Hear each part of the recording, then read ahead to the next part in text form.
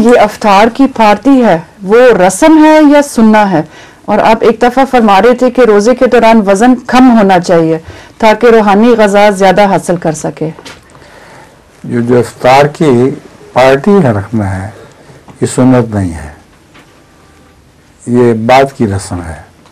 رسول اللہ علیہ وسلم کے زمانے میں افطار پارٹیاں نہیں ہوا کرتی تھیں، نہ میں نے کبھی سنی ہیں، لیکن افطاری کا اہتمام کیا جاتا تھا. اس سے افطاری کرتے وقت کہتے تھے اللہم لک صمت وعلی رزق کا افطرت، اے میرے اللہ میں نے تیری خاطر روزہ رکھا اور تیرے ہی رزق پر یہ روزہ کھول رہا ہوں. تو سنت تو نہیں ہے مگر اچھی رسم چل پڑی ہے بعد میں. جزاک اللہ.